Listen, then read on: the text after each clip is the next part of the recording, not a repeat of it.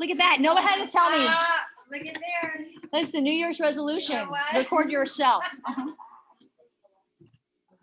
Tony, that's Marilene. And then you don't know Rosanna. Rosanna, Tony. Do you know Robin? Robin. Do you know Luce and Stacy? And you don't know Amanda either. Tony, there we go. It's just so exciting. Everybody's getting to know everybody. Yes. Everywhere is the same. It's integrity, capital I, 2018 exclamation point. It's P13. So whatever office you go into, if you have that in your phone, if you have that in your laptop, or integrity with a capital I, 2018 exclamation point. I guess 2018 is forever embedded in our Wi-Fi. I don't know why, but I started with the company in 2018, so I'm gonna say it's because of me. No. I don't really think that's the truth, but I can say it.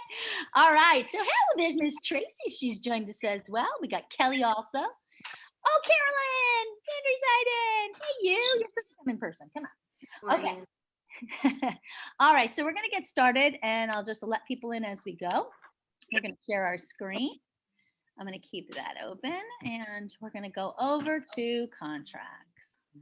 All right, so everybody here has a listing agreement, but we're going to talk about some nuances of this listing agreement.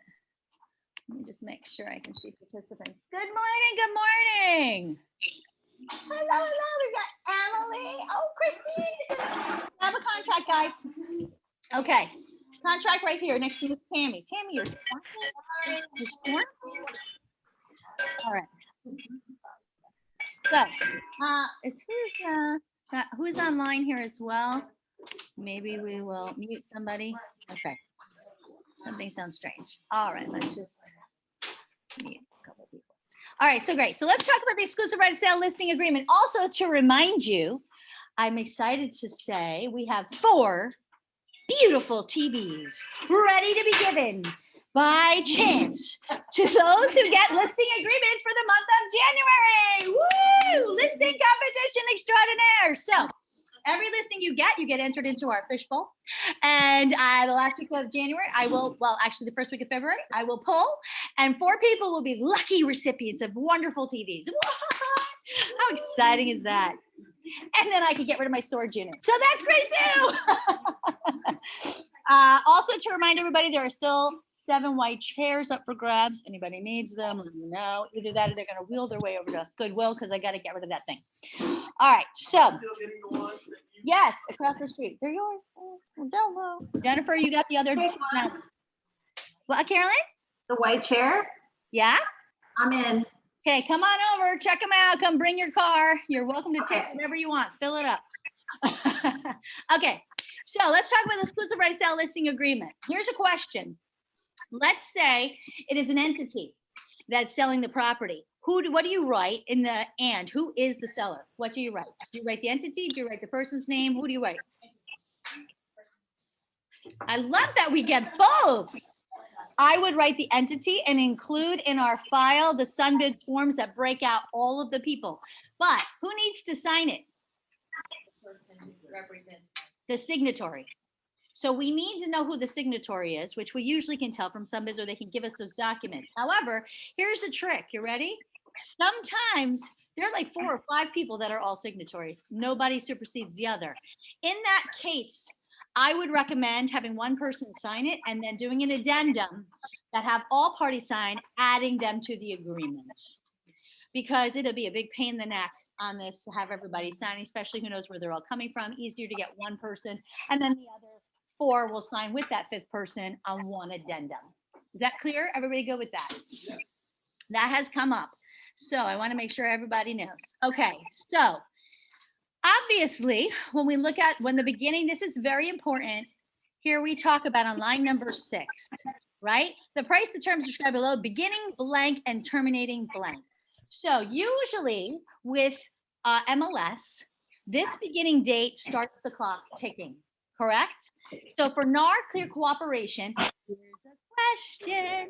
How many days does it need to be in the MLS? How many days? No, Ms. Emily, did you know? Okay, great.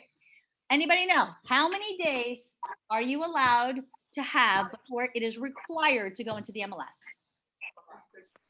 What do you think, Rosanna? 2? Yes. You think it's 2? Anyone? I got some 2s. I got some 3s. Amanda's going no clue because it's different in Maryland's. Marilyn's being quiet because she says 3. Tony says 5. 1. Christine? 3. Emily?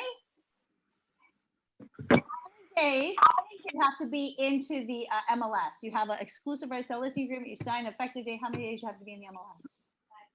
5. I got some 5s. Okay, I got 3 5s now. The winner is the 5s. It is 5. Now, here's the next question. Is it business days or calendar days? Only Emily got it. It is business days. Hello, Alejandro. You have 5 business days to be in the MLS. So Saturday and Sunday do not count, right? This is crucial. Now, if you are like, okay, I've signed this, I put the date here as January 10th. Is today the 10th? I don't even know. No, 11th. Let's say I put it down for the next Monday, whatever date that is. Let's work with me, say it's the 18th. I'll put it down for next Monday. But I start screaming today, this Monday, about it coming soon on MLS. Because I'm so excited, right? And I want to get this thing rolling. How many days do I have to get into the MLS? 24 hours. 1.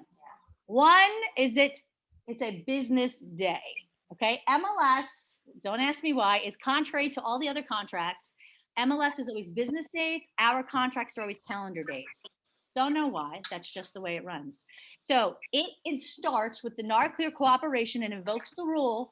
If you do any form of advertising, that is a flyer, that is a sign. So guys, those of you who want to put your own signs up, I caution you, you put a sign in front of that house, you have 1 business day to have that thing live. Anybody want to guess how much the fine is? $2,500. $2,500. Woo! To who? The broker or to you? Who is the fine to? To an individual agent. To the individual agent. So I'm feeling pretty good over here. Except if it's my team that puts the sign out. And if we get called on that because of a sign that we had put in early, my office has to eat that, right? Because I did that. Not really me, but I got to suck it up, right? Hope it's not me. So that's why I allow us to put the signs up, because my team is very cautious about when we're going live. They're the ones who pull the trigger, right? So we've got to make sure that we're not violating clear cooperation at any time. And that sign is a dead giveaway. So that is a very important thing. Now, there are 2 points in the contract that the NAR Clear Cooperation is based off of. 5 business days from either the effective date or anybody? There's another thing it's going to go off of. There's 2 parts. It's either the effective date, line 6, or that starts the clock ticking for the clear cooperation. Anybody? Oh my gosh, I should. Yes, Miss Amanda, who's from another state, got it. It is a signed and delivered, so an effective agreement. So when the seller sign it and you sign it, because who is allowed to sign this? You. I am giving you the authority to sign. I do not need to sign this to make this an effective listing agreement. It says on line 188, authorized sales associate or broker. As your broker, I am saying, one and all, please listen, sign. You may sign for me, and you have to sign for me. And the reason you have to sign for me is because if you don't, now we have an unsigned agreement. So it's going to go to what? The effective date, but also we have no agreement in place. If this thing's not signed, can the neighbor come over and say, hey, I'll do it for 4%? Can they do it? Yeah. This has to be signed and delivered to your customer. So you actually have an effective agreement. So once that is done, the neighbor can come over and say, I'll do it for 4%, but it's too late. And they're also violating code of ethics. But anyway, that's another story. So it is crucial you understand that. So I don't want anybody waiting for me to sign this. I will sign next to your names. I do it for you to know that I have looked at this. There is one place that I actually have to sign, but it does not keep it from being an effective agreement. And it is right here. It is line 154, and it's under dispute resolution. That is the only spot that actually is called out for the broker to sign. But I cannot sign that, and we can still have an effective agreement. We may not be clear on dispute resolution, but I'm okay with that, right? So everybody clear. You get a listing agreement. Who has to sign it first? The agent or the seller? Answers? Seller. No. I want you to sign it first. I love this. This is so much fun. Thank you all for being here today. Usually I'm like, hello, is anybody here? Aren't you glad you came? Well, this is what happens. Let's say the seller signs it first, and then you sign it, but you didn't send it back to them. You don't have an effective agreement because it's signed and delivered to be effective, right? So if you sign it first, you send it through .loop and they sign it, they have the option to download it. It is now signed and delivered. We are covered with FRAC. We are covered with everything. If you wait, yes. If you wait to sign it after they do, that's okay, but you don't have an effective agreement yet. Your agreement only becomes effective once you've sent it to them. How much more liability does that put on you? Tons. Don't do it. Just sign it first, send it for their signatures. Now we have an effective agreement. Everybody clear? Yes, Alejandro. You said so if it doesn't, the brokers themselves, you don't really, it's not really effective if you don't sign it. It is completely effective if I don't sign it. So if I never you have do to sign and this. You sign it later on, then it's still fine. It's fine. I don't have to sign this because I'm giving you the authority to sign in my stead. It says broker or sales associate. Now, if I was that kind of broker who said, I don't trust any one of you, so none of you can sign, that's a different story. Clearly, we know that's not the case. We'll never get any business done. So you guys can all sign in my stead. If you have a question, ask me beforehand, before we have it executed all day long. I'm here for you. But don't wait for me to get an executed contract out there. Anytime. Okay, everybody good on that? Now, Gary, can I ask a quick question? all day. So we sign, it sends to them, they sign. So they could download it as an option, but .loop doesn't send them a fully executed once they sign automatically. What happens is they're fully executed is a downloadable. And if you want, you can always check the bottom box in .loop that says to attach a PDF. Okay. But I would not. I would just have them download it so there's no confusion, because I think people get confused if you give them too many options, right? Okay. So when they open it for signatures, .loop will say, once they finish signing, would you like to download a copy? If they choose not to, it's still delivered, isn't it? It doesn't say signed and downloaded. It says signed and delivered. And .loop will timestamp that. So that also, guys, copy return to seller, that needs to be filled in by you, because when FRAC is doing an audit, this is what they're looking for. The good news is we use .loop, so we could go back and show them, but only if you sign first. Right? Because if you signed after, do we really know that they got a copy? We might have to prove that. Do you think it's best to follow up? If you want to, over communication is always fabulous. So Robin's question was, should you follow up with another email with it attached? Fabulous. I have another one that says, congratulations, you're under contract. It's a template. It talks about all the dates. We could modify that. Congratulations, your home is listed, right? We could give them dates and stuff like that. We can absolutely do that, and you can send the contract with it.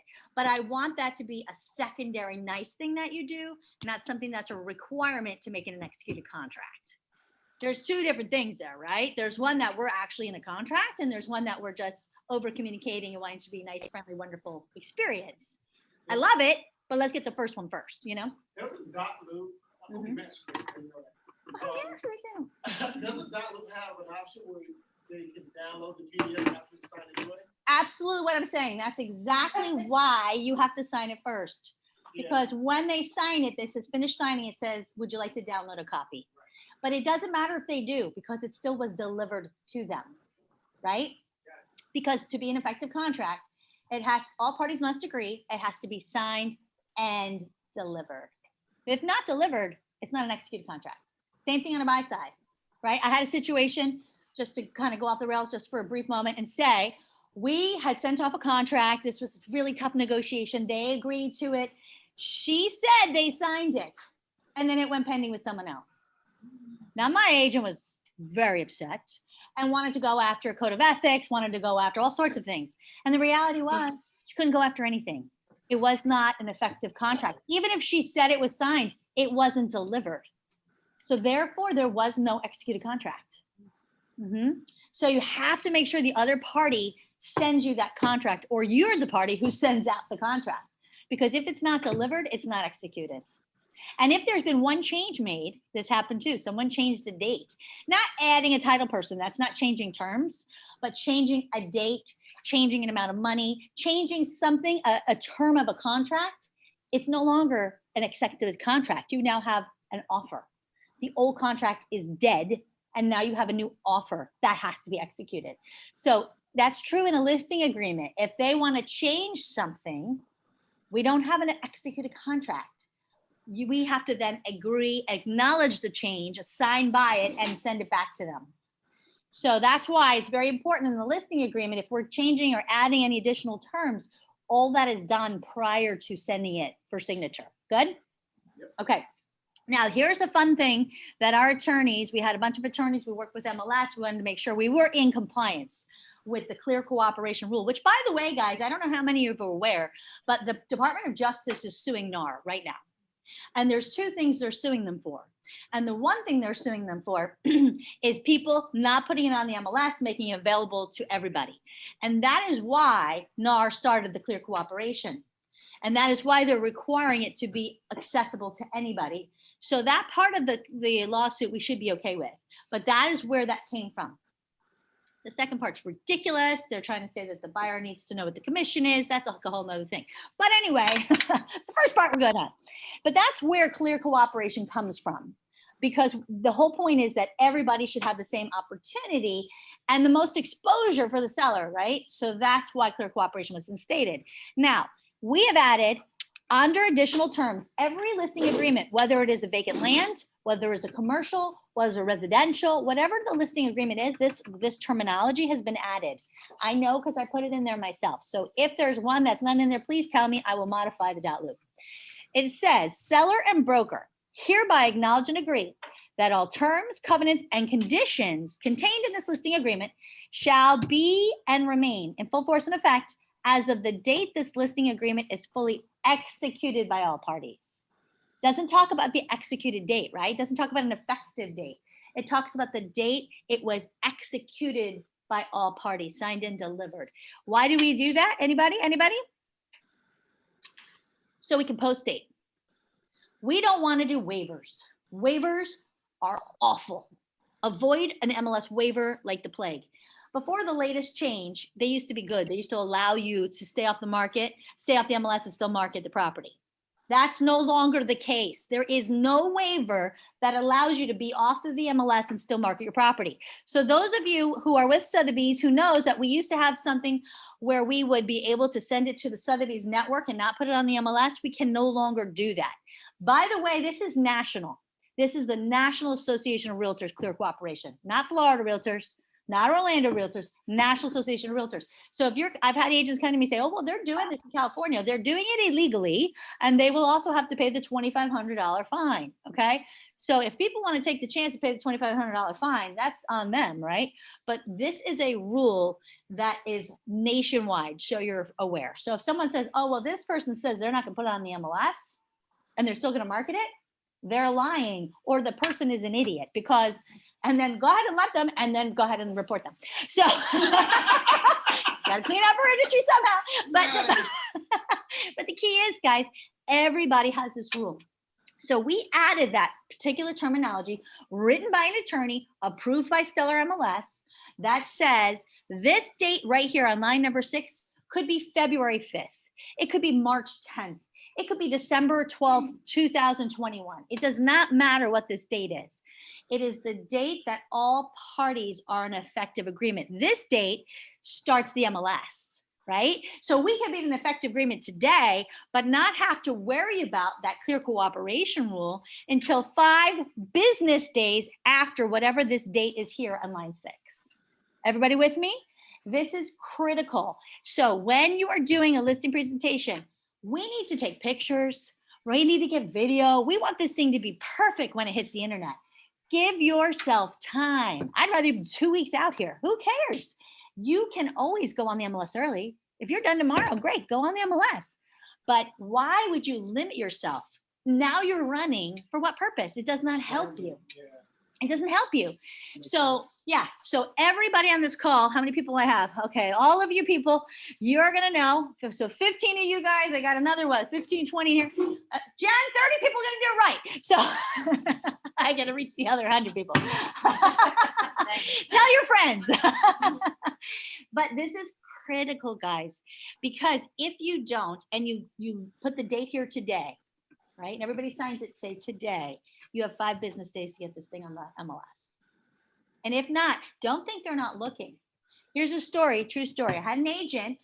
She had a listing. It was actually the second time we were listing it. So thank God we had all the things, but they were renovating and doing some things. She wrote a listing agreement and she went on MLS, not MLS, excuse me, Facebook, and said, this home's going to be coming on the market again. It's going to look fabulous. Guess what? Stellar reached out to her and they said, so great. You will be on the MLS tomorrow, correct? She reached out to me in panic. What are they talking about? The thing I've been screaming about for, like 2 months, NAR Clear Cooperation. Actually, it's been since February. Yeah. So thank God it wasn't ready to show, but we didn't care. It had to go live on the MLS. Otherwise, she would have had $2,500 fine. They already flagged her. Question. Yes. Robin's like, yes, this is a big one. So you put the date Huh? Far out. far out. Yeah. So it's 5 days from the date that you put, not. Correct. Oh, you just scared me. No, yeah. Good question. She said, so it's 5 days from the day you sign or 5 days from the day you put. The MLS is off of this 6. It's either whatever happens later. So you can put a date 2 weeks out, Yeah, get them to sign it that day. They get 2 weeks to exactly. photos. Okay. You're with me, my friend. Beautiful. I was like, So that's what you want to do. You want to put a date that's far out, 2 weeks out, 3 weeks out, sign it today. The neighbor could come over all day long and say, I'll do it for 4. Sorry, we're in an effective listing agreement. So now let's go ahead and pay for those photos, right? There's nothing worse than paying for all that and then they go with somebody else. That's horrible, right? You can go 5 days after the date. Correct. It is 5 business days from this effective date. You got it. But why give yourself a rush, right? Give yourself, because you could put 3 weeks out and go on the market in 5 days. Doesn't matter. COVID happens. You don't know what's going to Yeah. So I thought I had to have it on the day I put. no, 5 extra days. you have 5 business days from whatever the effective date or the date everybody signs, whatever happens later. Those are the 2 points. So if you read NAR Clear Cooperation, it will read you have 5 business days from either the effective date or the date the last party signed, or whatever is later, to be on the MLS active. That if they signed Mhm. on January 20, Uh-huh. we still have 5 more days. between- Correct. But better to put the effective date out to February 20, right? They sign it on January 20th. We have 5 business days from February 20. So use this date in line 6 to give you time. But we can put it before. in But you case we can't- want. Anytime. Can you put it before the date you put here? If they sign? Absolutely. You can put it on the MLS any day you want. Okay, There's no requirement that says you must wait for this date to go in the MLS. just give us more time. Exactly. The MLS, the whole point is, guys, they want them on the MLS, right? So there's no problem going on earlier. They're not going to be like, oh, well, you weren't allowed to be on the MLS this time. No. They want you on the MLS. But what they don't want is for you to be advertising this in any way, shape, or form and not being on the MLS. Okay, so everybody clear on that? Any questions? Because this is critical. We all get this. I have a question.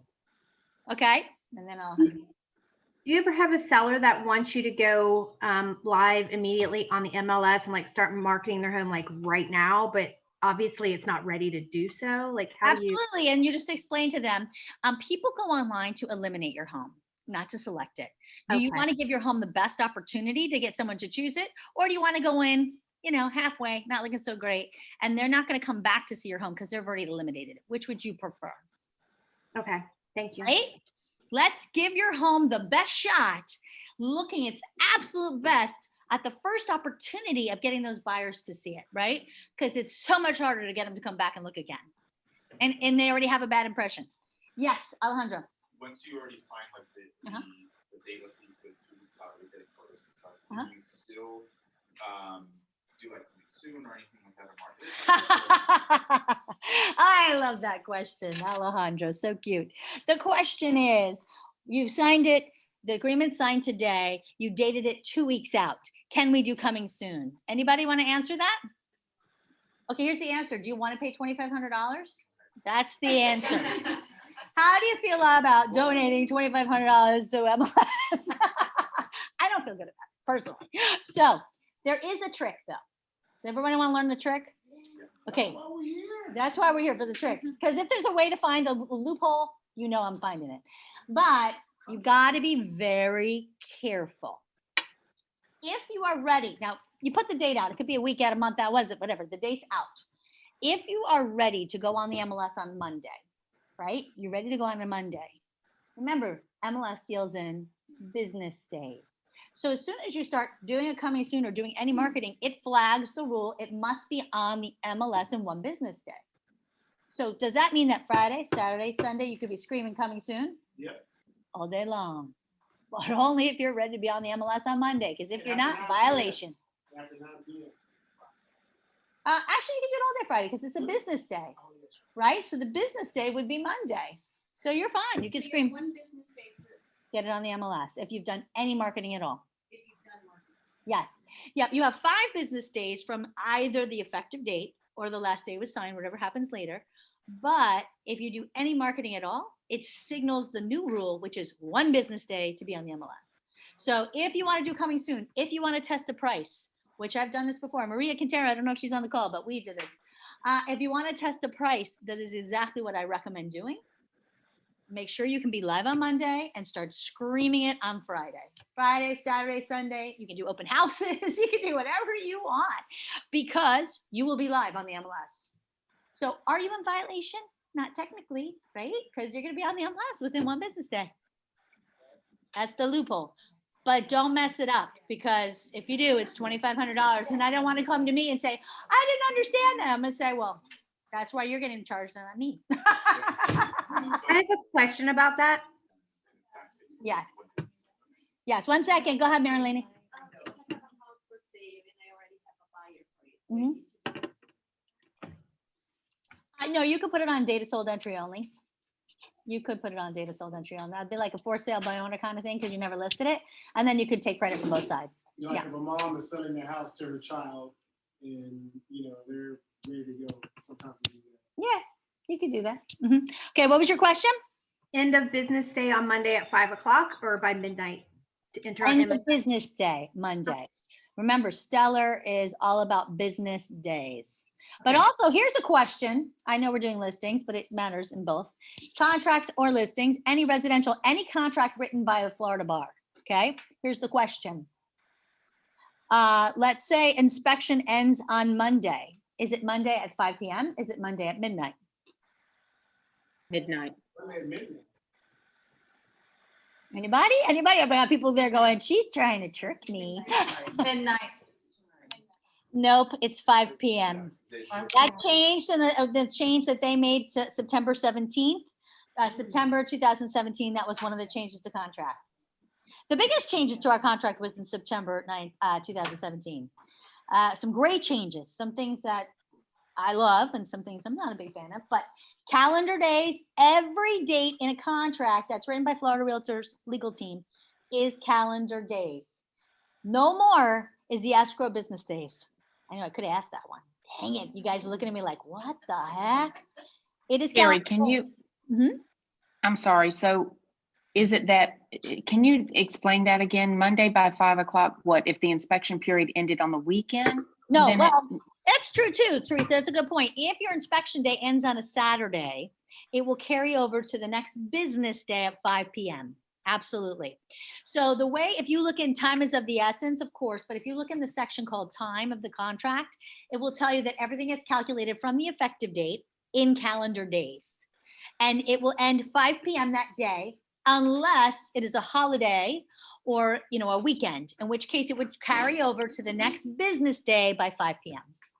Good question. And it's state- So any Yeah. inspection period that ends during the week Is it 5 PM? I guess I'm confused. Yes, if there's an inspection period, a financing contingency, any date that says it ends on a specific date, Tuesday, Monday, Wednesday, it ends by 5 PM. So if they have to send you something by that time, they have till 5 PM. If they send it to you at 6 PM, so sorry, so sad, you're out of contract. And if it's a holiday, like, Yep, if it's Labor Day, now it's Tuesday by 5 PM. Mhm. What are the recognized holidays go by?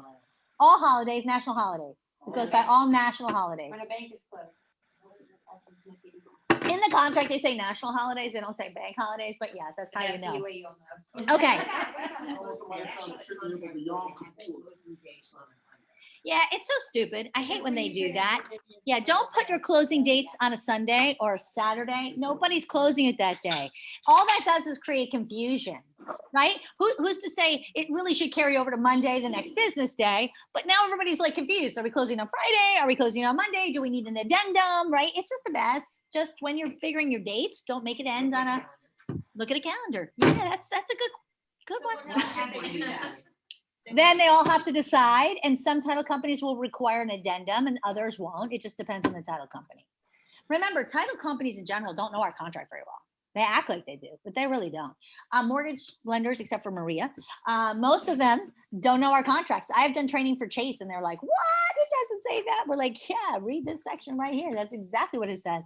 The part where the seller, the buyer is giving the broker and the agents the authority to be kept up and informed with everything having to do with that sale. Banks hate that. Are you kidding me?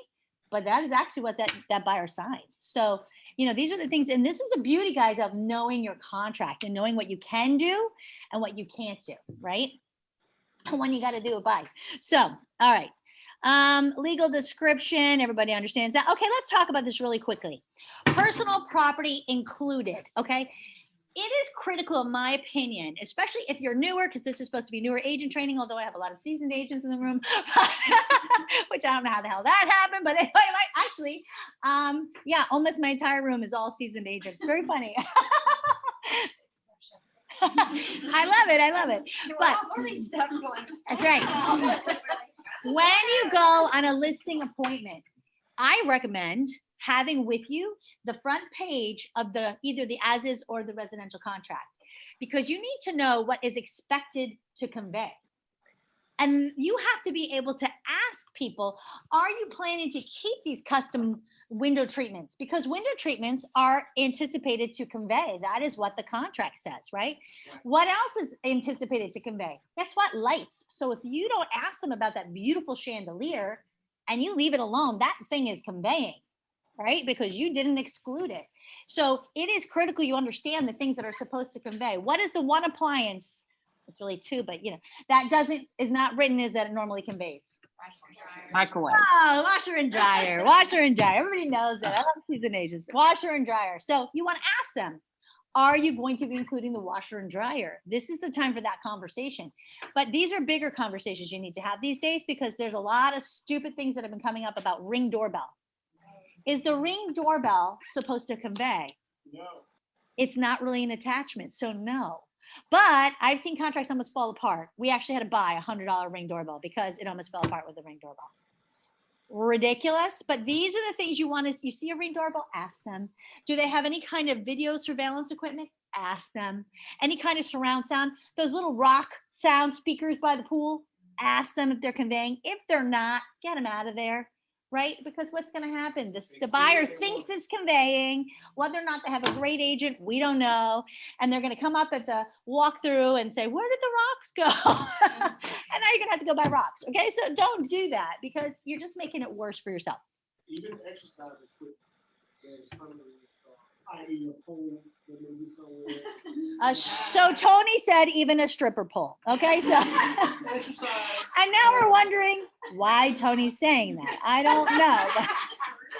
But nobody really wants to ask that question. Exercise. You exercise. Okay, attached TVs are also becoming an issue. Yes, thank you, April. Yes, they are. Attached. Okay, what constitutes an attachment? Anybody?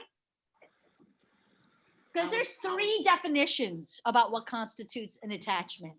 So which one do you go by? Anybody know? It doesn't have to be attached by screws. Does it have to be glued? Does it have to be nailed in? There's all these Anything different, that doesn't, what was it?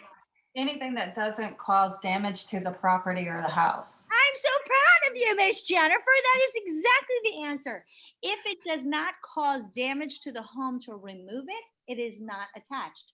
If you remove something and it ruins your baseboard, that is considered attached because you have built it in to whatever shape or form. So the holes in the wall where they mount the TV bracket, that's Yeah. considered attached. They want the TVs now?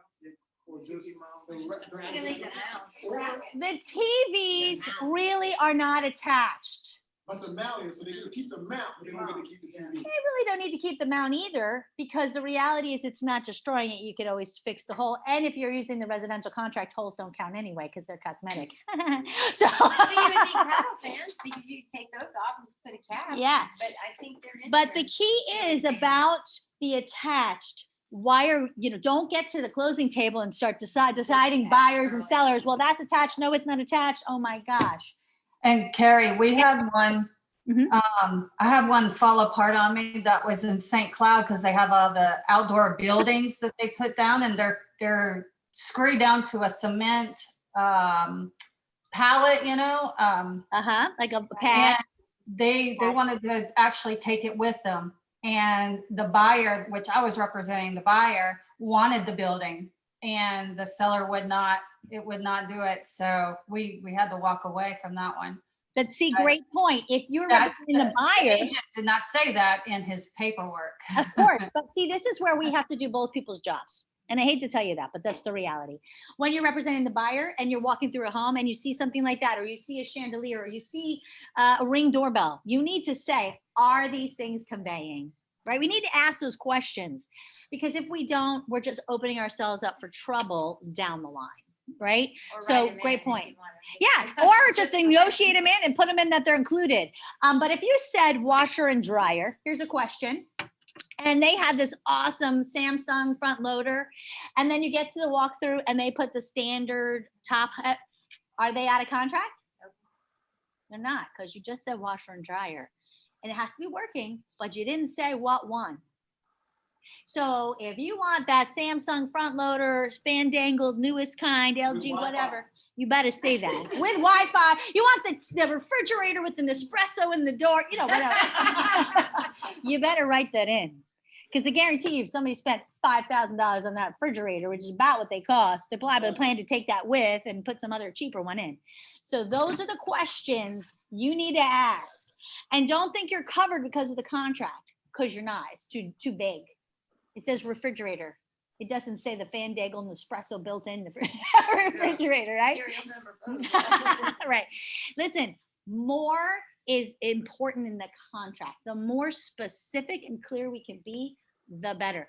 Stacy's with the builder. Do we not put in every builder contract that if we can't get the exact thing that we say we're going to put in, we're going to put something of equal or better value?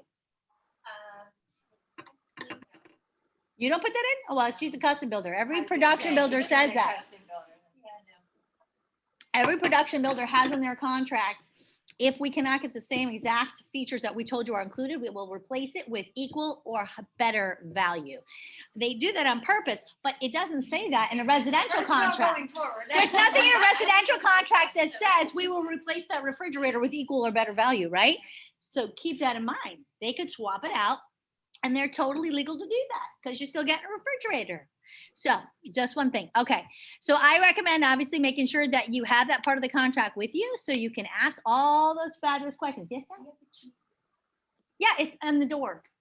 Yeah. Remember, it's like the last thing you open it up, but it's taped in there. Very fandangled and fancy. Okay. Carrie, can I ask you a quick question? Sure. So in listing this stuff out, if there is a lot conveying and it obviously says see attachment, the purpose of that versus putting it in additional terms on the back of this agreement is because then you would post that in the MLS and then the buyer's agent has it easy and accessible and it's already signed by sellers. Is that right? Yeah, it doesn't really matter if the sellers sign it. The reality is if you have it under additional terms and then you want to put a list of the things that are conveying and you put that in as a separate document, you're doing the buyer's agent's job. And there's nothing wrong with that, guys, because at the end of the day, we want this thing to close. So the more detailed we can be, the better, the smoother this transaction is going to go. So, you know, either way you want to do that, Carolyn, is fine. The reality is the sellers don't have to sign it, you know, Okay. because even if the seller signed it, even if they put that in the MLS, let's go off your thing. The seller signed an addendum. They said they were going to include the chandelier. They were going to include the outdoor TVs, and they were going to include, like, they were going to include all these things, right? And the buyer's contract doesn't write anything of that in there. But they wrote per MLS. You know how I love that. What does that mean? Everyone's looking at me. That's what it means. Nothing. It means nothing unless you have checked under addendum, under other, and you wrote MLS synopsis and you actually incorporate it into the contract. It means nothing. So even though you're doing your part, if they don't write in those items, guess what? The seller can be so wonderful and magnanimous and still give it, but contractually they're not obligated to do so because it was never added into the contract. Because it doesn't matter what MLS says and it doesn't matter what communication has, it matters what's in the contract. Everybody good? Mhm. Great question. You Thanks for already bringing that up. discussed being fully furnished. Did you already discuss that? We have not, but I would suggest if this is a property you're selling that's fully furnished, I would suggest having an inventory of very specific items that you have in a separate document that you can add in there. And if you're on the buy side, I would suggest you doing the same thing and having people sign it. Now, if you're an Encore and all of it looks exactly the same and it's a certain package, you don't have to do that because we know it's exactly the same and Encore won't rent it unless they have all of those things. So you could say could come fully furnished per Encore's rules and requirements, right? That would cover you. But if it's somebody who's just selling their house fully furnished, yeah, I would maybe I've had people take pictures. Did you have something, Mary, you want to say? Uh-huh. Mm-hmm. Well, you could listen, you're on the list side. You could say being sold fully furnished. The onus is on the buy side to make sure that nothing gets substituted. You know, can we say if they say fully furnished, it's not going to happen? It could. But could we say that they didn't swap out 5 different things? That could happen too, because they weren't very diligent in explaining what all that included, right? But on the list side, you could say fully furnished. It's on the buy side's obligation to make sure they're representing their customer to say what fully furnished means. But if on the list side it's fully furnished minus the chandelier, minus the, you better put that out there because now that's never going to get communicated properly, right? And Okay. to keep from paying taxes on it, you don't write it on this. Thank you. When something is fully furnished, Maria, cover your ears. We don't want to give that to the lender. Lenders hate that. We want to put that on another addenda and say the home is coming fully furnished with no additional value. Okay, because if lender sees it, they're still going to be angry and they're still going to think it's Just FYI, when you're doing your addendum, I don't know. If you have addendum number 1 and then that was addendum number 3. 2 and then there's a number 3 after it, the underwriter will say, well, where's addendum 2? You know what I mean? So just be sure, I don't know how you would have to do that, but if you're numbering them, and I have some but not all, it can still come back to bite us. So, so be careful. I mean, I'm happy to, omit them when I can, but if I can't, then I love you. Yeah. So Maria has shared that if we have multiple addendas and we're numbering them, and number 1 had stated about the furniture, and we're up to number 3, and the underwriter gets them, he gets 2 and 3. He's like, "Where's 1?" That could come back. And even though we're saying it's being conveyed at no additional value, they may disagree. But never put a value, never say there's money being involved, never handle that because of 2 reasons. Number 1, whatever you put out there, you're now responsible for. Okay. So if the seller and the buyer have decided to swap different things and they're paying each other money, they need to do that themselves outside of closing, and you do not need to be involved in that. And if there's money involved and you write it on an addendum, guess who's going to get in trouble by the IRS because you didn't collect sales tax, which could be ugly depending on the county you're in, because it's like what, Yeah. 6 1/4 or whatever. Yeah. So now you have an IRS violation because were part of a sale, and especially if it has anything to do with commission, they're going to go after you, and they're going to want to know what the sales tax is. So if they want us to be involved, that's how we explain it to them. Yeah. We can't be. Yeah, we would love to, but unfortunately, the IRS does not allow us. Yeah. Yeah, my friend Jose Neto listed his house. Mhm. He had a Bitcoin mining farm Yeah. inside of his house, and that's an asset, and that's also considered now by the IRS real property. Oh my gosh. So it was a big deal whenever, because even during this, he wanted to have the Bitcoin going while it was on, because if you take these Bitcoin miners down, they're not creating Bitcoin for him. Yeah. So he didn't want, even though the house hadn't sold yet, he's like, look, I still want my farm, I still want to make my Bitcoin money, but they thought it was a big stinking deal because he bought it for 31 years. He's also not.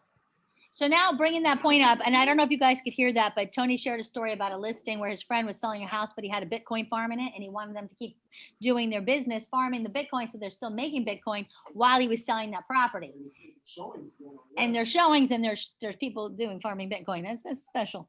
But another thing you need to think about, is this a home that somebody is renting? Is this not a full-term renter, but is this an Airbnb property? Right? Because they want to still be renting it up through the time you're selling it. Or when do they stop? Or is the customer who's buying it, they have to apply and be approved with Airbnb, right? So there's a lot of complications that come with the Airbnb. So if somebody's Airbnb-ing their property and they want to Airbnb it up to the time of closing, there's got to be a point that you cut that off, number one. And number two, you can't guarantee that the buyer will be able to use that property as Airbnb. And the reason is maybe it's zoned legally, maybe it's able to do so, but that buyer has to be approved by Airbnb to be able to be a seller or a renter or whatever they call them, a landlord. So we can't guarantee. I mean, maybe they've had bankruptcy last year or something and they, whatever, buying this cash, but they're not going to be approved by Airbnb. Like we don't handle their approval process. So be very careful about so if you are renting a property and you want to say this is an Airbnb property, there's rental income opportunity, you have to put something in there that states based upon the buyer's worthiness of being approved by Airbnb to be a vendor. You got to put that in there. Otherwise, you're guaranteeing they can do that. And who says they can? So there's a lot of things before you go to that listing appointment. You need to ask that seller. You need to be prepared with that information. Here's another one. Here's a fun one. Miss Fran, are you on this call? Let's say you go to the house and you find out that the entire outdoor kitchen is not permitted. How does that work? Can you list the property? Here's a question. Can you list the property? Yes or no? You can list it, but good luck selling it. You have to disclose it. But who is going to want to buy that property if it's, especially a big outdoor kitchen, is not permitted? Can they buy it? Is there a lien on is there a cloud on the title if it's not permitted?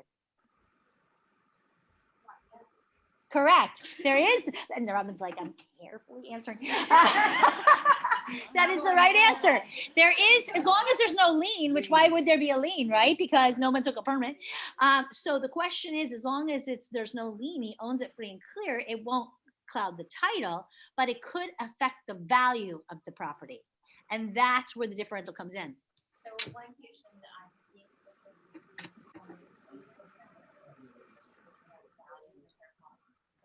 they're all doing tear down inside. Mm-hmm. So whether they have a permit, you have to have a permit to do any construction on the house. A lot of people aren't getting permits, they're just getting a PC in. So just make sure that gold is legit and everything, all your ducks are in a row, because there's a ton of people right now that are renovating them and not doing it properly. Right. We get calls all the time to do it, and we won't do it because the permit goes on so long. Everything's backed up. So, but they're doing it. And you got to understand, what are the things that are required for permitting? I recommend that you look that up. If you're structurally changing something, chances are you're going to need a permit. If you're repainting or retiling, you're fine. But if you're actually changing a structure, low-bearing walls. Oh my God, you touch a low-bearing wall? Should you have? That's a good question. So, okay. Pull in the history in the house. Excellent point. Thank you, Stacy. Okay, moving on. Okay, here's the one that I see often. If the home, Maria, this is so great. I have Maria right here. What is the FHA limit? 356. 356 and change is the FHA limit. You're offering a house for 500. Why would you offer it FHA? I see it all the time, right? Guys, an FHA buyer is only an FHA buyer because either they don't have the money down or they don't have the credit. So the chances that this is going to go FHA when you're way above FHA limit is slim to none. But what happens worse off is that the person who's representing them on the other side may not be so great. And they may say, oh, you're good, it's FHA. And they put in an offer. And maybe you didn't actually look at maybe what they were approved for or however. And now it turns out they don't have the money or the credit. And they're like, well, I can't get an FHA loan on that because where's the rest of the deposit coming out? Yeah, the conformity is like 547. Yeah, I have seen, not in such a huge differential, but like if you're at 390, you need to think about why would you offer that to an FHA, right? If you're in that close proximity, FHA is 3.5% down. Add that to the price of the That home. being said, though, if it's close, oftentimes that's the only way they can go. Like maybe for credit or debt to income ratio. So maybe they do have some money. So if it's We have a seller who, right. Great point. Maria says if it's close, you need to do your due diligence with the seller and the lender. I'm going to tell you this though. If you're representing the seller, I mean, do you want to deal with that? I would suggest, yeah. I mean, who wants a marginal buyer, guys? Now, VA, would you put a VA available for a $1.5 million home? Absolutely. All day long, guys. A lot of people get confused and they think about, well, if I'm not doing FHA, I won't do VA. Not at all. VA buyers are very qualified. The government is giving them 100% of the money, and they don't always need it. They a lot of times will have the money to do other things. So don't think VA, oh, money shouldn't do it. These are poor people. No, we have sold. Weren't you involved in a VA that was 1 point something? Was that you, Luce? Yeah. What was it? 1.3 or something? 1.1 VA loan. Beautiful. So how much was it? 885. Maria just closed one. So you should also always offer these. well, you have to ask the seller. When we're going through this contract, the idea is that we don't select and choose what we're offering to. We have to ask the seller, how do you feel about allowing somebody who is a VA to purchase your home? The question usually is, why should I care? Well, when you're going to bring it up is, what if this home is old? What if this home is wood construction? What if this home was in Mount Dora by the water and there's a chance of huge WDO? Do we think we're going to get through that VA inspection? That's the question you're going to have with the seller, right? Listen, we love to make this VA applicable, but you have to think about this. We have not had an inspection. You have a wood frame home built in the 1950s on a lake in Florida.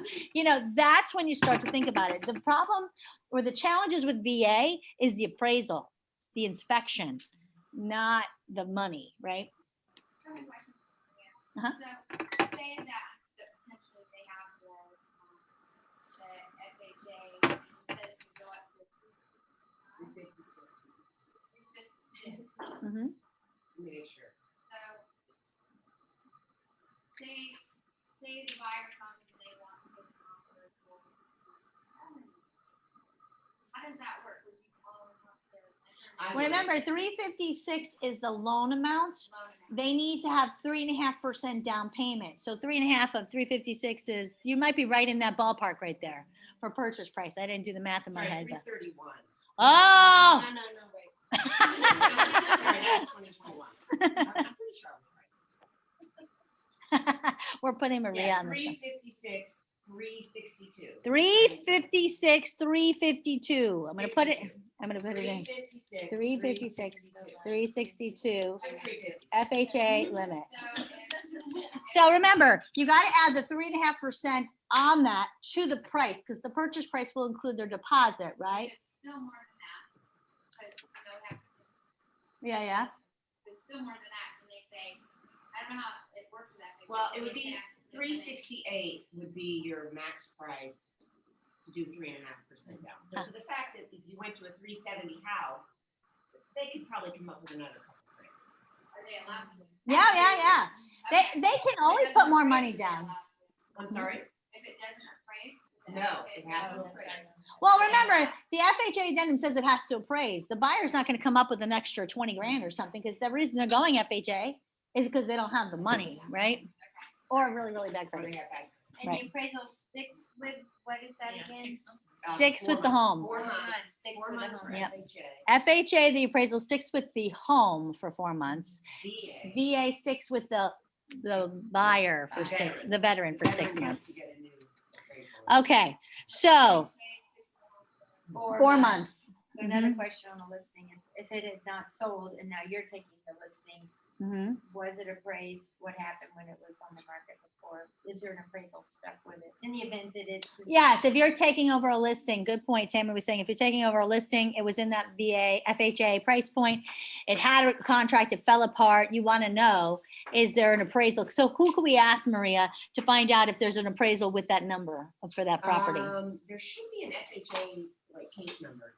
Okay. There should be able to help. So you want to get the FHA case number to find out what that home appraised at. Because guess what? Or don't offer it to FHA for 4 months. I had one that went off that was appraised super low. That deal fell apart. So when we put it back on, we still wanted to go high. We knew it was a wonky appraisal. So we just had to not take FHA. That's exactly right. And that happens. It's unfortunate, but if that's the case, you can't take FHA because they're going to have the same issue. All right. So everybody's good. Seller financing. I have seen a little bit more of this in the high-end space where they may be giving a loan off of maybe as a first or a second. No, depending, especially high-end condos on the beach. We did one actually that was seller financing. But remember, except for Maria, are we lenders? No, let's not play one, okay? That is a huge liability. So make sure you use the addendums in here for seller financing. Make sure that they're filling all that out and they're deciding the terms. Do you give them a table, what's it called? Amortization table? No. You're not gonna act like a lender. Now, can you print one from a lender's website from Maria? Sure. You're passing information. Right. I see agents all the time trying to be super helpful and they're giving them all this information that they shouldn't be. And now they're liable for all that information. And they're telling you, well, if you pay off by this time, then no, unless you are a licensed mortgage broker. I'm a licensed mortgage broker. I'd never do that. Okay. I did it for fun. I did it for understanding. I'm not going to step outside my scope. That's liability we don't need. Carrie? Yes. Oops, sorry, quick question. On price, actually, line 22, say we post-date this, Uh-huh. seller decides they want to change price, either increase or decrease prior to going live. Uh-huh. Do we need to change this or can we Yes. just, okay, You could do a listing modification. You could do either. You could either cross it out here and have you initial, they initial, I'll even initial that, or you could do a listing modification because you're in an active listing agreement, even though you're not on the MLS, right? So one or two things can happen. You could do it either way, whichever you prefer. Some people don't want to touch this because they don't want people to think that this is open for negotiation. In that instance, just use a listing modification. okay, thank you. Great question. Okay, so assumption of mortgage, guys, nobody's doing that. Broker obligation. So I just want to point out this new section 5, 6, they've added to. This is all about NAR Clear Cooperation. This was added. This listing agreement has been changed since NAR Clear Cooperation. So if you notice, what they have put here is that placing the property in the multiple listing service is beneficial to the seller. It's going to be exposed to a large number of potential buyers. As an MLS participant, broker is obligated to enter the property into the MLS within 1 business day of marketing the property to the public or as necessary to comply with local MLS rules. So they don't talk about the 5 business days, they talk about the 1 business day. And the reason is because that supersedes the 5, right? That's why they're talking about that. The listing will be publicly published according to the MLS unless the seller directs the broker otherwise in writing. What can they direct us to do? Nothing, because we are now, we have to, we don't have a choice. We have to advertise in the MLS or we can't advertise the property, which we'll talk about in a second. So it's stupid to say, well, we'll take your listing, but we won't put it in the MLS. We can't advertise it, so why are we taking the listing, right? It doesn't make any sense. So seller authorizes broker to report to the MLS the listing information, price, terms, and financing. So that's great. That gives us the opportunity to put it into the MLS and record the sale, give yourself the volume, that kind of thing. So in your case, Mary, if you have somebody who's going to do a buy sell on this thing before it even goes live, you can still have them sign this if you want to, because it never had to go live because it went pending beforehand, but they're giving you the authority to put it in the MLS under your numbers. It's kind of nice too. Okay. Also, the seller directs the broker, oh, unless they direct them in writing that they can't put it there. Okay, here you go. Broker's authority. Seller authorizes the broker to market the property to the public. Public marketing includes, but it's not limited to. The reason they're listing all this, do you remember this is never in the past listing agreement? Flyers, yard signs, digital marketing on public facing websites. They're talking about Facebook, they're talking about Instagram, they're talking about social media, brokerage websites, IDX Val, email blasts, multi-brokerage listing sharing network. So that's putting it through our SIR network. They're letting you know all of those things constitutes marketing, and you can't do it unless you're on the MLS. One thing they didn't say is within your own brokerage. So a little workaround is if you have a listing coming, could you yell it to all of us? Yes. Absolutely. Absolutely. But where, By email or anything, right? no, you can because it's internal. But where it gets ugly is where does it constitute? I mean, Premier Sotheby's, we have 41 offices. So would they consider if we go outside and went through all of our Sotheby's offices, multi-brokerage, or would they still consider it the same? I mean, it's a little bit convoluted. My point, we don't want to create problems. So let's just do it amongst ourselves. You get a listing, you talk about it, you know. We're going to start an e-blast again about new listings of the week. I'd love to do up and coming listings. So that's on my agenda What for if one this. of your agents shares it with someone else? Now you're in trouble. Yeah. Now, if Loose lips, somebody, sink ships. loose lips sink ships, I like that. Then make them pay the $2,500 because they're going to charge you. Yeah, it's a great question. That's where it's scary. That's where I get scared about email. That's where it's better if we're in a meeting, we all talk about it. The other thing is it doesn't say you can't talk about it. Can't talk about it publicly online and social media. But if you have a friend who's your neighbor, who's a realtor, and you say, hey, I got this listing coming live, that's not actually public marketing. But be careful. Don't give them pictures. Don't give them anything that could be constituted as public marketing. Because if their broker then sees it, listen, they're telling us brokers 5 ways from Sunday how we can report you guys. They want us turning you all in. It's like insane. And here I am teaching loopholes. I am just rogue. But it's true. We have to just do it in the right way within the right intentions, right? So you can talk about it with somebody, but don't give them anything. Would you give them the address even, or just say? I wouldn't give them an agree? address. Okay. Why? Because then they put something on social media and who's going to be in trouble? You. Yeah. You could So say, very general. you know, Winter Garden or something. Okay. So let's go on with this. Public marketing also includes marketing to the property to real estate agents outside the broker's office. You see that? In bold. That was an addition. So again, doesn't mean talking, but it means giving them a flyer, sending them some pictures, telling them an address. I don't think I would do that, right? You can have a general conversation, but really outside of brokerage, I'd be very careful. Just very, very careful. Okay, they're giving us the opportunity to put the right signs in, use the seller's name. By the way, they're giving us the opportunity to use the seller's name in connection with marketing. Why would we do that? That's the dumbest thing ever. So display the property on the internet except the address. Typically, why would we want to do that? Unless they're like a policeman or an FBI agent. That's a dumb one. So don't, here, this is a fun one. Continuing on, seller does not authorize the broker to display the property in the MLS. If they check this, stop your appointment. There is no reason we need to have a listing because we can't do a thing with it. So that should never be checked. Seller understands and acknowledges that if seller checks section B for a sale sign will not be placed upon the property. Seller understands and acknowledges if seller checks section B, the broker will be limited to marketing the property only to agents within the broker's office. So what are they saying? We can't market the property. So don't have people initial there. All the time I get initials on line 65. Why would you be initialing to that? You only initial that if they're selecting that. If they're selecting that, Why are we taking the listing? So those are two things to look out for. Okay, we're all good with that? Why would they? I get it initialed all the time though, and I'm like, Is it, does dot loop automatically it put could, a box? that And so could, maybe I think- should take it out. I think don't that's know. probably what happened. It's possible. It doesn't matter. They initial it. They're not really initialing anything extra because they're already initialing all those things agreed upon by signing the bottom of the page, right? What happens if sellers don't initial a whole page?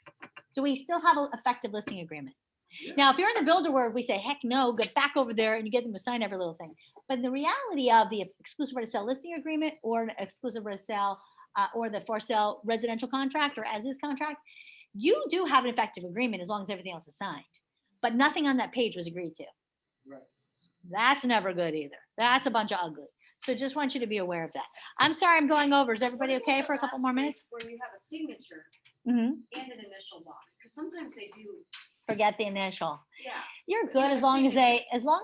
they initialed it. The signature rather is really to sign for the entire agreement. The initial is to sign for that page.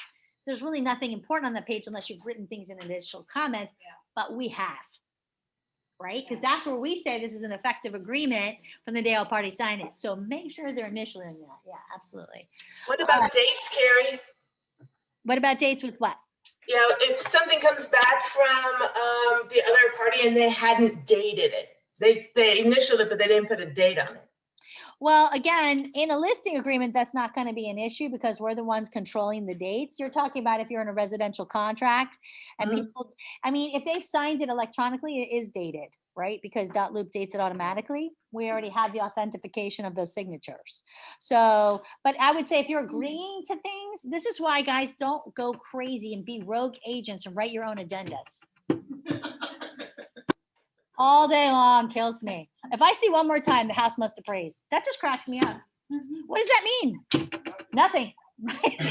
Has to appraise. And appraise for what?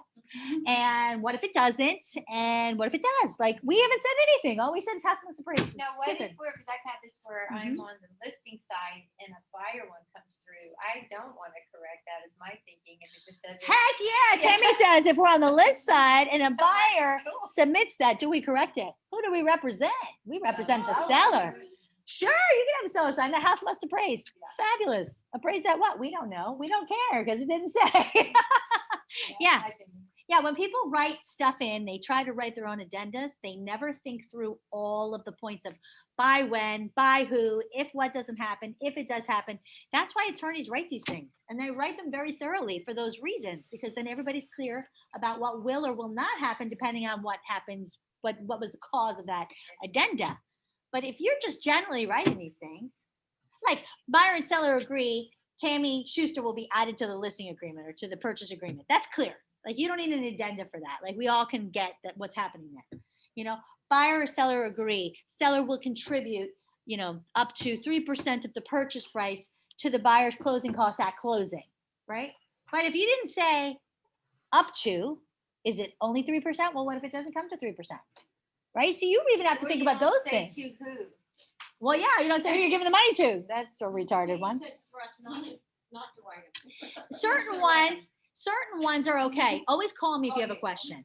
Yeah, certain ones are okay. But if there's an addenda for it already in the system, use the addenda we have. That's the Oh, I key. see. If it's something outside the box, sometimes I just have Phil, the attorney friend that I work with, I make him do it because I want to make sure he's thinking in his legal little mind there all of the ramifications of what could happen. Because as much as I love contracts, as much as I'm trained, as much as I'm a licensed instructor, I'm not an attorney. So there's stuff I was like, man, I wouldn't even have thought of that one. So that's why we go to the right source to get these things written, because we want to make sure our contracts are ironclad. That's the point of a contract, right? There's no confusion. Okay, moving quickly because I know we're over 10 minutes. Okay, so obtain information relating to the present mortgage. Be careful on that one. Okay, I know they're saying they're going to give us their information. I don't really like it. And I'm going to tell you why. And then the seller says, well, you told me I was going to net this much. And you said, yeah, but the information you gave me from the mortgage company was different. You didn't tell me about the second or whatever. Now we've got an issue. Maybe the seller doesn't want to close and you're involved in a whole mess. Should you have been involved in? No, no. Listen, they're the ones who signed the agree for that mortgage. We don't know what they spent their money on. We don't know that they got 3 home equity lines of credit that they rolled into another jumbo. We don't know. You know, some things show, some things don't. So I don't really like that. Some agents will actually send a letter to a lender and ask for the buyout. I say overstepping personally. You could recommend to your seller to do that. I recommend you can give them a letter. Go ahead and send this over to your lender to figure out what your buyout is. Sure, but don't do it. If you do it, you own it. That's an ugly area. Mm-hmm. Because we can't tell a seller, because we can't tell a prospective buyer's agent or a prospective buyer that they have to be approved by a mortgage company. Yeah. That the seller chooses, and they would give them X amount towards closing, because we can't do that. Can we also require that? Okay, fine, you already approved, but we also need to. The seller also wants to see that you've been verified. Like, how does that get? So what Tony's talking about is we can't be the builder and say you must get approved through XYZ lender to get these costs for closing costs. Right. We're not the builder. We're not going to do that.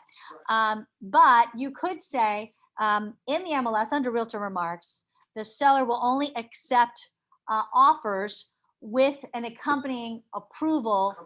With accompanying approval or proof of funds, or I'd say approval with verified income and assets or something like that. You can specify what that approval must contain, right? As long as the seller is requesting that. We can't pretend to be the seller, by the way. The seller has to tell us. We can ask the seller, are you comfortable with a regular approval? Listen, pre-qualification and pre-approval, most places pre-qual is not worth the paper it's printed on. It's the pre-approval where they actually pull the credit, where they actually look at the income, where they actually look at the assets, but not always. I just had an issue with Ashley where she wrote in there that it must be a pre-approval. The guy sent back a pre-approval, but they hadn't still checked the income, the assets, the taxes, nothing. But that was the bank's version of their approval. So, this is the problem. So if I were you and your sellers are really concerned about that, put down what they're requiring to have been verified and come along with the offer to them to actually be able to accept an offer. Here's another new one.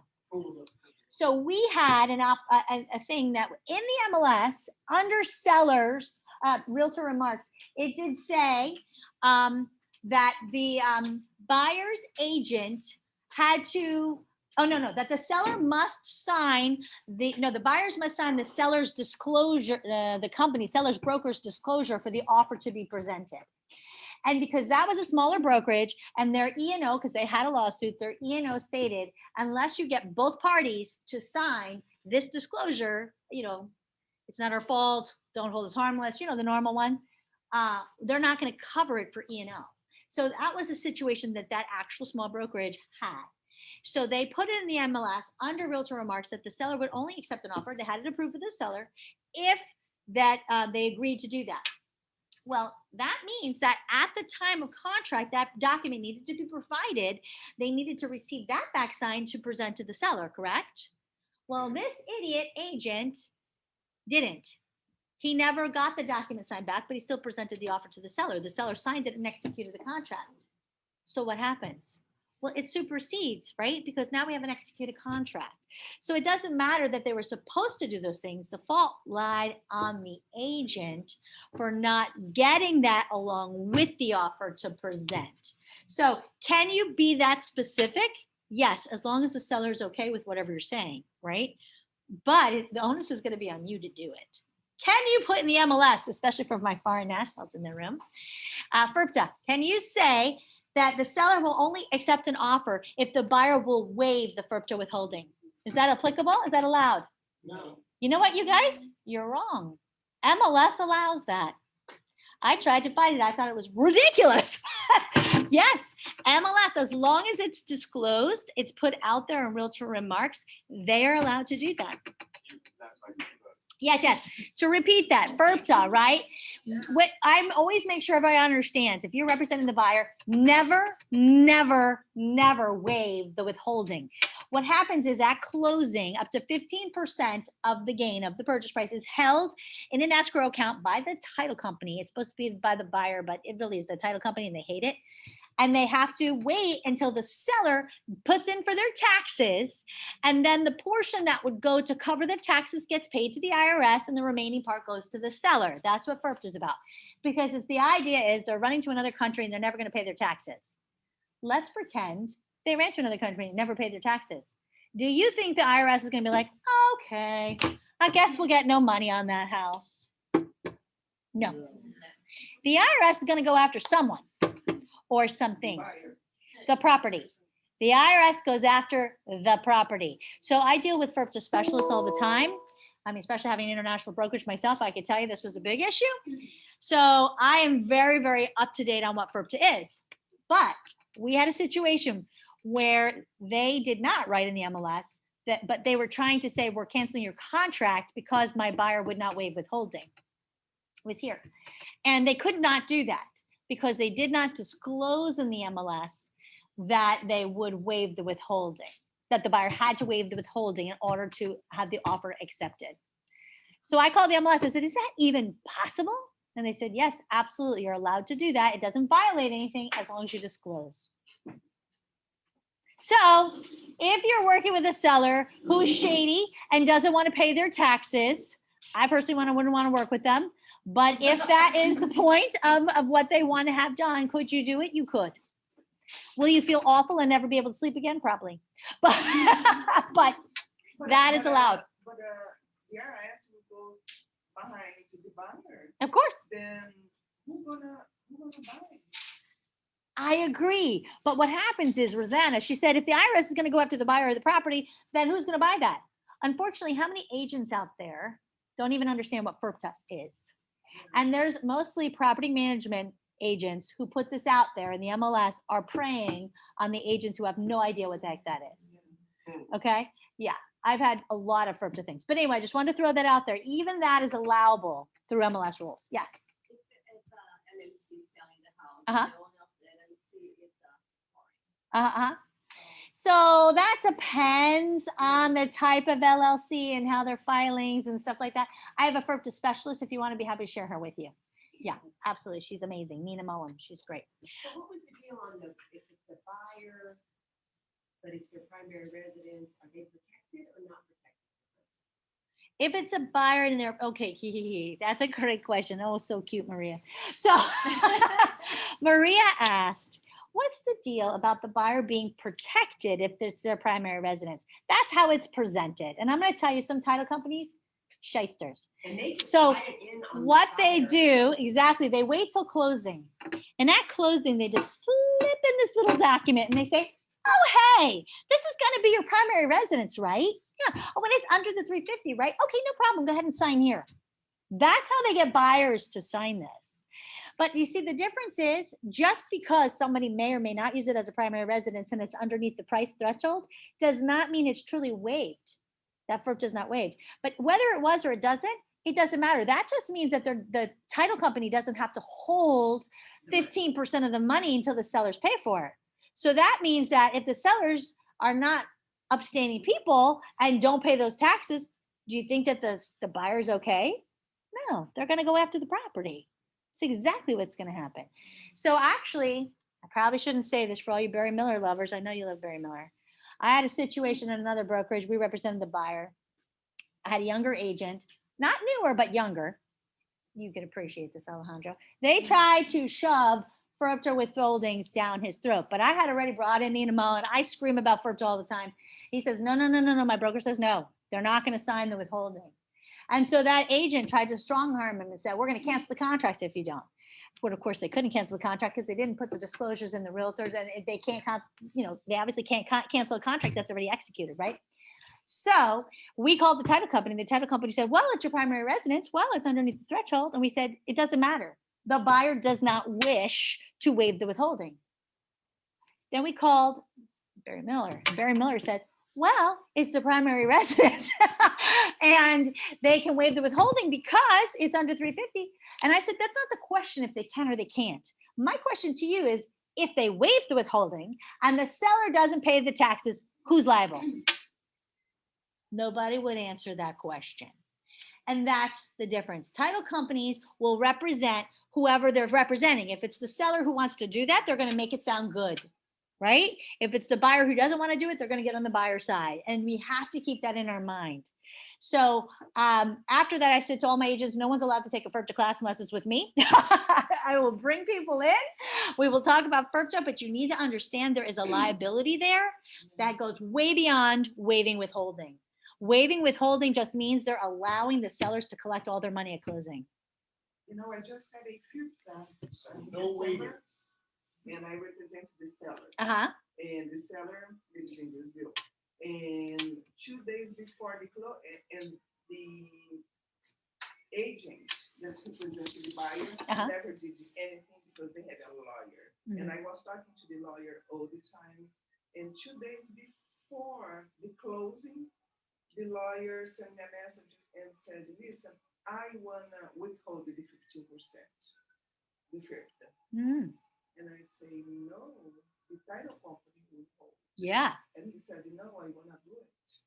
I said, what? Why? And I sent a message to the seller. I said, listen, I don't know what to do because the lawyer wanna hold the 15%. He said, no way.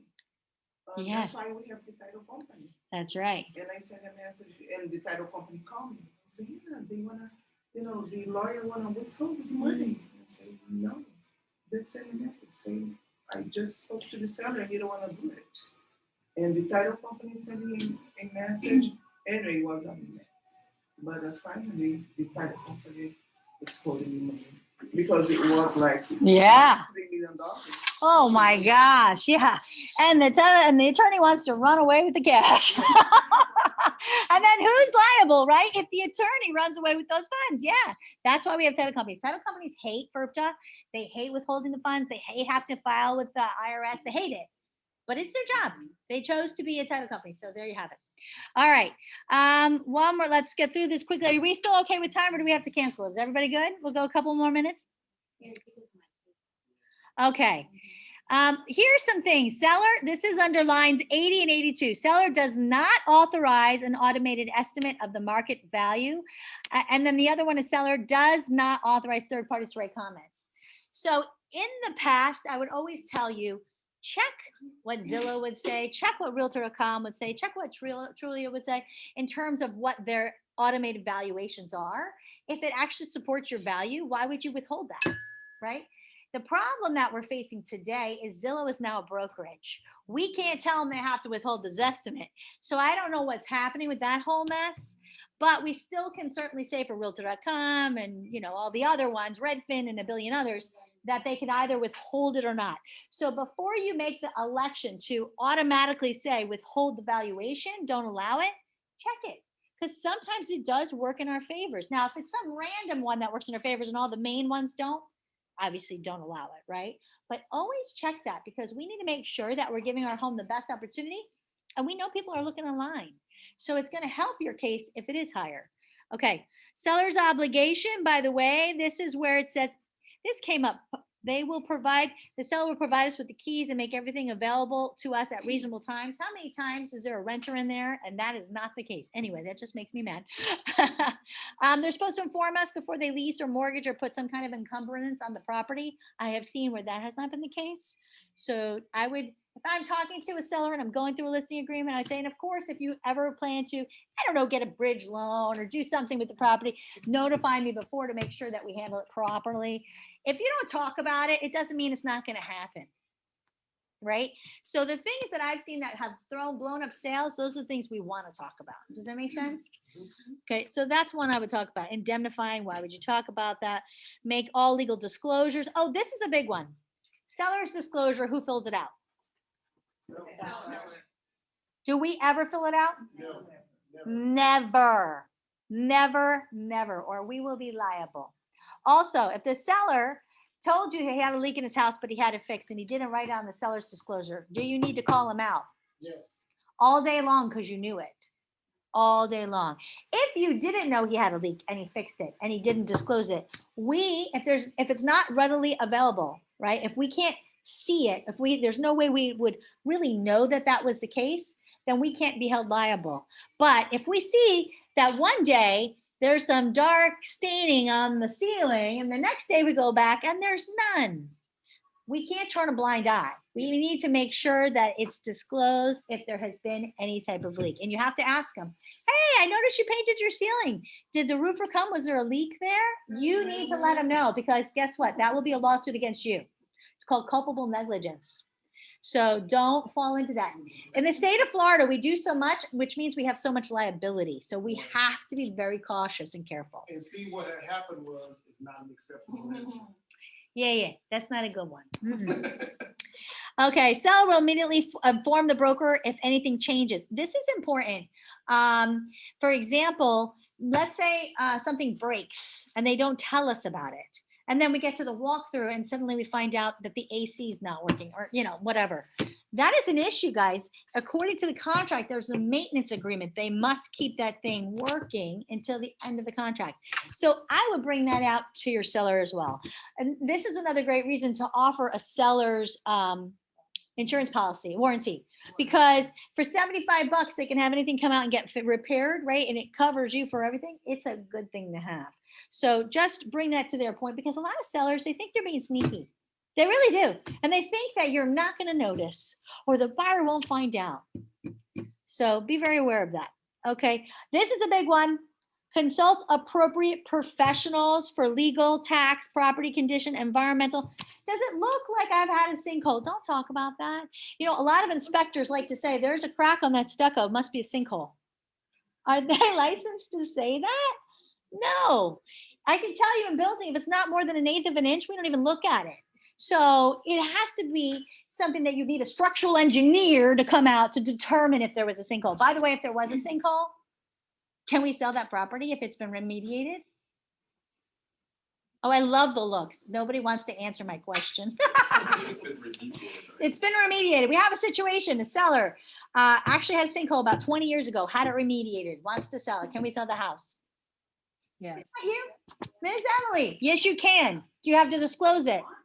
Yes, you do. Will it readily affect your value? Yes, it will. Yeah.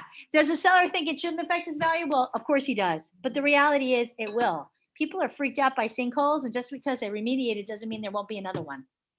And the insurance becomes an issue too. And the insurance can become a huge issue. Exactly. Make sure they actually spent the money they were given. Yep. Okay, last thing, because this one, if I see this wrong, and I have, it really cracks me up, but it's really, really bad. Line 109. What is the percentage? Let's say we were going to do the typical 6%, 3% to us, right? What would we put there under line 9? Under line 9? Uh-huh. The total brokerage, whatever it's 5 or 6. 6. Yeah, 6%. Yes. I can't tell you how many times I see the 3 there. Yeah. And when I see the 3 there, and then I see the 3 down here, I'm wondering, did you want to work for free or? Okay. So this is the total number, right? We don't really have to do the option. You could say NA there. We're probably not going to do a leasing fee. You could probably say NA there. Some people say 10%. We don't really care because you're probably not going to sell it that way. But you have to make sure that you fill in the total brokerage amount there. And I'm just going to this is my last thing before I go on my soapbox, because I see this all the time. It still makes me mad. So you give blank percentage of the purchase price for single agent, blank percentage of the purchase price for transaction broker, and blank percentage of the price for a broker who has no relationship.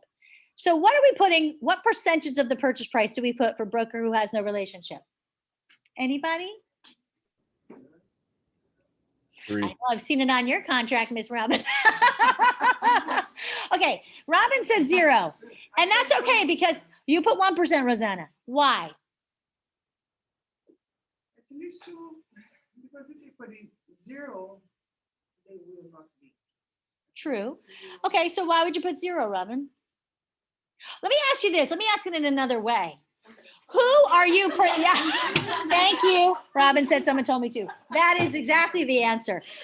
Who are you to? How are you going to pay somebody 1%? How is that going to happen? How would you know what their brokerage relationship is? Are you party to their brokerage relationship? No. The brokerage relationship is between the broker and the buyer. The buyer and the broker decide if they're not going to be a transaction broker, they must sign a disclosure, single agency or no brokerage relationship. When they place an offer, they must send that disclosure with the offer. Has anybody in this room seen that disclosure? I've been doing this for a very long time and I've seen it one time. And that idiot had no idea what it meant because he thought he was getting 3% and it's a 1%. And he was giving away the 3% because he only does 2 deals a year for his family or something. And we ended up giving him the 3% because we wanted to close the deal.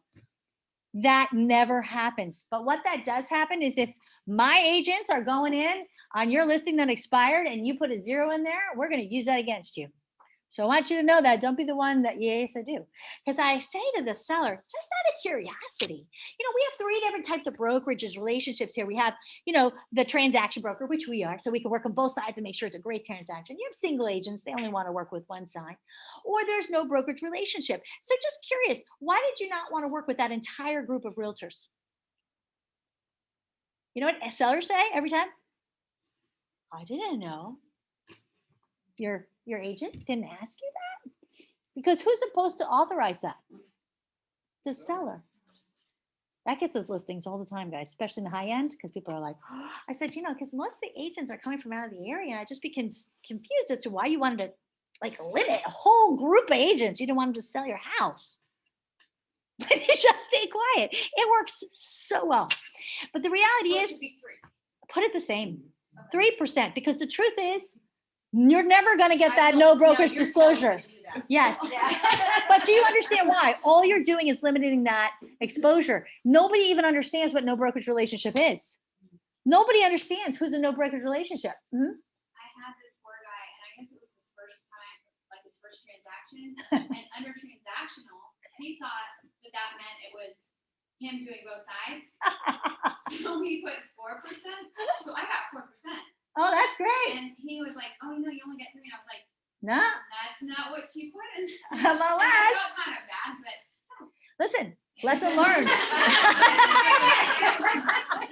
Yeah.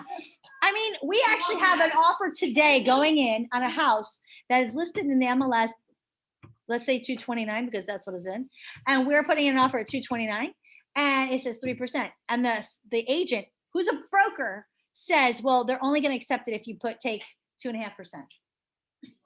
That is a code of ethics violation and an MLS violation, because in the MLS, if you're coming in at the purchase price that they have offered it at, they have to give you the same amount of compensation.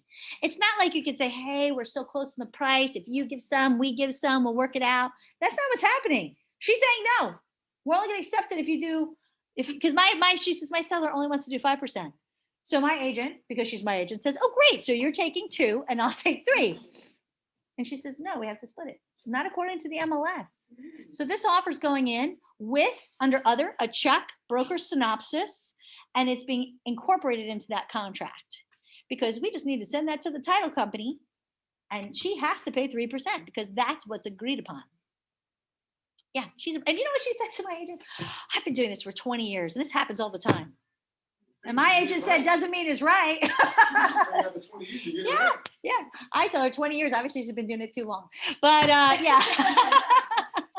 So anyway, just want you to be aware of that. It's very important. The MLS, the perception, agents have no clue. Agency disclosure. They have no idea. Half the people don't know if they're single agents or transaction brokers. They have no clue. So when they see a 0 or a 1, a lot of people won't show your home because they think, oh my God, what if that's me? I won't get paid.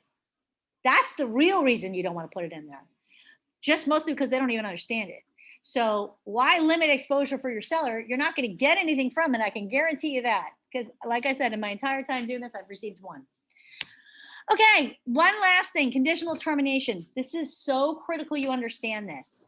When we start a listing, the basic fee for us to put this home out in there through Sotheby's to do all this stuff is $1,500. That's our basic fee. Which is why, as an agent of ours, if you sell your home, that's all we charge you. The basic fee to put it out there, to put it through all the systems. Now, the longer it stays on there, the more it costs us, right? But that's the basic. So when it says, at seller's request, broker may, who's the broker here? Only me. So you guys don't get to this discussion with your, I have to be in agreement to withdraw this property, right? Broker may, do you see unconditional here?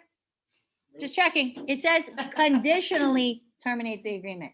Conditionally, we all know means that if today is the 1st and your listing agreement goes to March 31st, you can take it off the market, but if they sell it before now and March 31st, they have to pay us our commission. Unconditional is no longer an option in the MLS, by the way. So if your seller comes to you and says, I need it unconditional, they don't know what that means. That means another agent is in their ear trying to get you to cancel your agreement. Don't fall for that. Happens all the time. Happens all the time.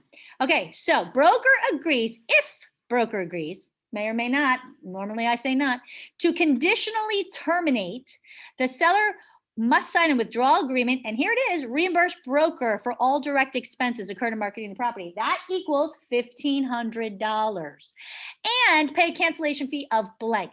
That cancellation fee is for your pictures, your Matterport, any expenses you've incurred, right?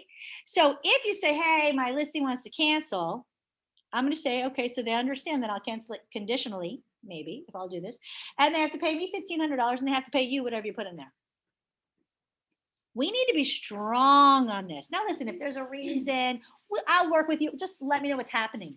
But what really happens is that that seller has got somebody in their ear. So here's a story. Ash Sharma, good agent. Another non-good agent, Milton Figueroa. Anyway, Milton, oh, did I say his name out loud? Oops, did I say that? Sorry, I shouldn't do this. It's going to be on YouTube. Some other agent, don't know who, actually was talking to the seller and telling the seller, I will do a much better job. I don't know why you use this company. Yeah, and then by the way, bragging to Ash how he only spends $250, but that's a whole nother story. So the seller calls Ash, who's the nicest guy ever, and says, I need to cancel unconditional. Right there, we know what's happening, right? And we say, I'm sorry, what can we do to help? We're trying to sell this home. We've had several offers, whatever the case is. Well, this agent went so far as to pull our sign out of the floor, which was a yard arm, left it on the floor and put his own sign up. Yes, no joke. Okay, FREC violation, code of ethics violation, MLS violation. We got a lot of violations here, right? But the reality, and then obviously we could not let that seller ever cancel this agreement with us, right? They have to stay now within the rest of this, no matter what happens. Because are we going to allow that kind of behavior? No. I mean, I talked to the broker, trust me, there's all sorts of re-education going on there. But anyway, or I was going to, listen, I think we need to clean up the house inside internally, if we can. But if we can't, I'm going to get FREC involved, MLS involved, because that is a huge violation. But my point is, remember, if a seller says to you, I want to cancel, the words unconditional, by the way, again, I'm sorry, there is no such thing as unconditional. They took that out of the vocabulary of MLS seller probably about 7-8 months ago. There is no unconditional. Now, between us, there is cancel, which I'm probably not going to agree with unless there's a reason I'm doing it, like trying to reset days of market or something like that. But if they're really not going to do anything else, why shouldn't they want a conditional anyway? And why would we not want to collect the money that we paid on this listing? Because we paid all this money out to do what? Just sit there for no reason? Put our own figure in the dollar. Yes, that's to cover you. And you can share with people, And the so direct. We should be sharing with them that it will cost them $1,500 to plus whatever comes out of your own pocket. That's how the carry. Listen, if you're in a listing presentation, it's how you want to present it. Right. The point is, listen, we plan to be in this with you till the very end. What about a past listing that's already out there? You're gonna Call me. I think we did discuss one. If you have a situation, I and don't think I do, but if anybody does, just call me. I will always help you work through this. I don't mind getting on the phone with the seller if I need to. We're going to work through this. But the reality is, what we don't want to do is take these agreements, spend all this money, and then just pull it off for someone else to sell it through our marketing, because that's what happens, right? Because our marketing that we put out there isn't instantaneous. It kind of like folds in afterwards, right? So that's why we're very strong on that. And there's nothing in here that says we'll cancel. You read that contract inside and out. We've gone very strongly, Tatiana's done very much times, to agents and say, go take it to your attorney. It does not say we'll cancel here, because we won't. If we agree to terminate, It's conditionally, which means they can't sell it. They can't even sell it themselves. If they sell for sale by owner, they still owe us commission. What if they just, like, it's not selling and they say, oh, I need to rent this, I can't afford to. That's a different scenario. Okay. That's a different scenario.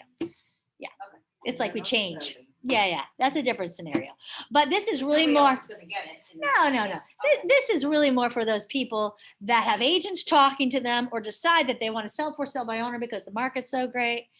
And if you bring me in, I will be the hammer, which means that I can't be the soft pillow later. Once I'm the hammer, I'm the hammer. This is how it has to go. If you want me to come in as a soft pillow and then be a hammer, that works fine. But I can't come in and go backwards, right? Can't So hammer. I can't unhammer what I hammered. And I had that situation. This Yeah. is not a claw hammer, it's a sledgehammer. Can you do a contract for 6 months or should Yeah, it be a year? Yeah. You could do 6 months. I love year long, but yeah, definitely 6 months. I mean, but the reality is it takes some time to do the marketing. If we sell it in a week, fabulous. But, and remember, if it's expiring, we have a contract, it's going to extend anyway, naturally. So we're fine with that. But definitely give yourself enough time because our marketing is amazing, but it's not instantaneous. It's not like an insta-kill, right? To your point. Okay. Anything else? I think that's really the most important thing right there. I think that we've covered a lot. Any questions from my Zoom participants? No.